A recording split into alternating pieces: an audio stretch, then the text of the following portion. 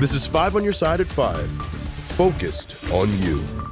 New at 5, police say a burglary victim took matters into his own hands when an intruder made his way inside of a North City home. Tonight, the suspect is dead and neighbors are left stunned. Thanks so much for joining us. I'm Kelly Jackson. And I'm Ann Allred. The crime happened overnight while the couple was in bed. 5 on your side's Brent Solomon is live at St. Louis Police headquarters with what he's learning from investigators. Brent? And Kelly, the first question we wanted to know, did the victims know the suspect, or was this a random crime? Well, within the last hour and a half, we got that answer from St. Louis Police telling us that the intruder once dated the victim. That's when her boyfriend stepped in to protect himself and his girlfriend. Take a look at your screen right now. Our cameras rolling early this morning as police flooded Taylor and San Francisco Avenues just before 1 a.m. Investigators say the couple was asleep when they woke up to find the woman's ex-boyfriend standing over them with a gun.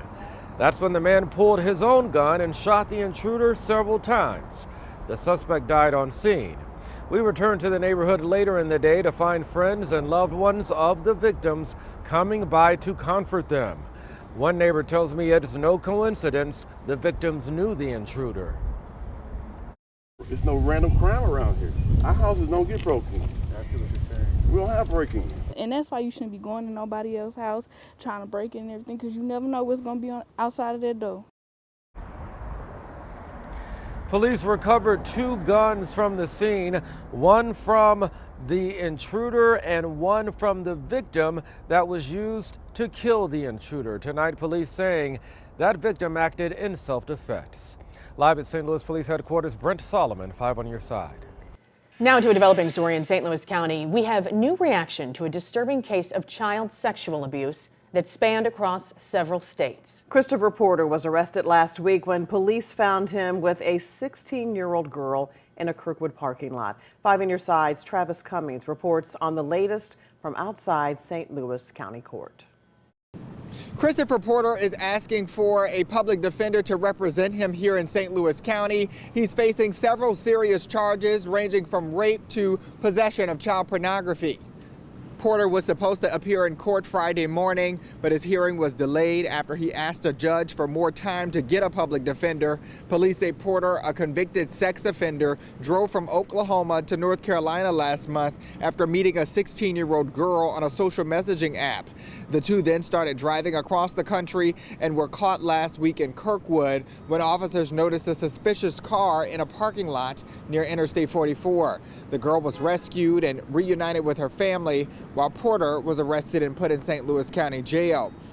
St. Louis County Prosecuting Attorney Wesley Bell said today it's a nod to the good police work here locally. We had some officers that, look, their gut instinct. They saw a car that it just didn't look right on the Lowe's parking lot, and they investigated, and that's how this came about. Porter's bond hearing has yet to be rescheduled as he waits on his application for a public defender to be processed. We're going to stay on top of any new developments and bring you those when we have them. Reporting in Clayton, Travis Cummings, 5 on your side.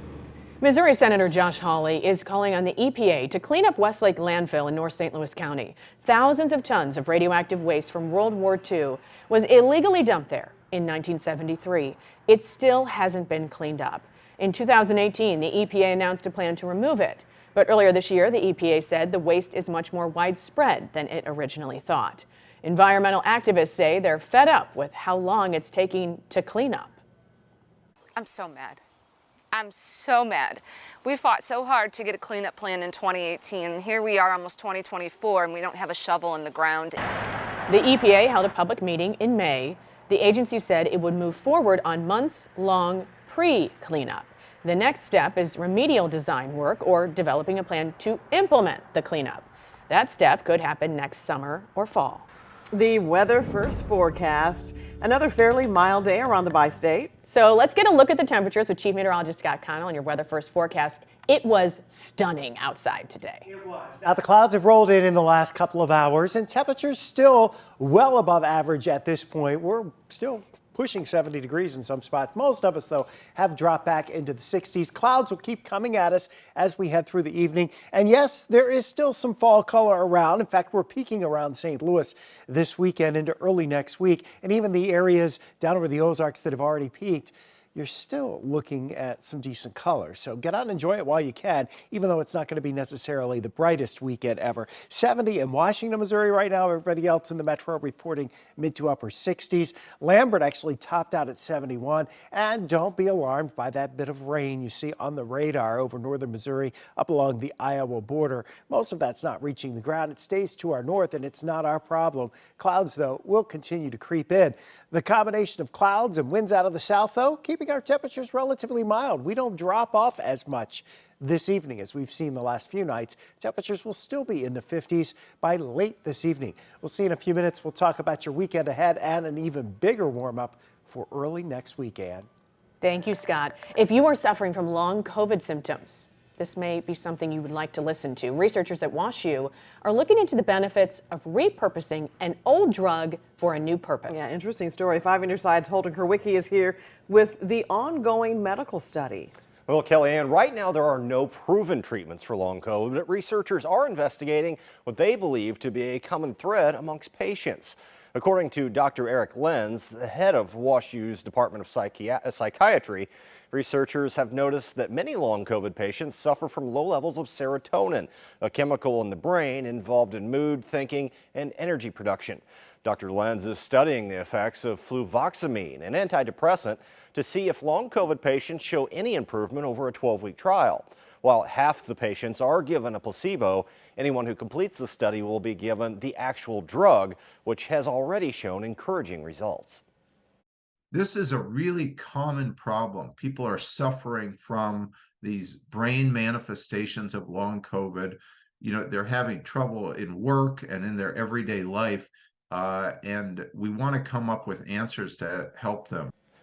Coming up at 6, hear from a local pastor about his experience in the trial and how you can get involved. Kelly?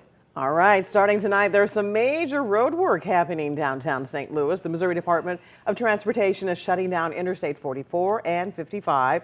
This is between the Poplar Street Bridge and 7th and Park. Crews are also closing the ramps to Interstate 64 at the river. They're working on a railroad bridge over the interstate. Lanes and ramps should all reopen by 4 tomorrow evening. Detours will be posted in the area. Calls are growing for a ceasefire in Gaza, but Israel says it has one condition for that to happen. The president is in Maine following a mass shooting. The gun laws he's pushing Congress to pass. Does daylight saving time save you money on electricity? We verify.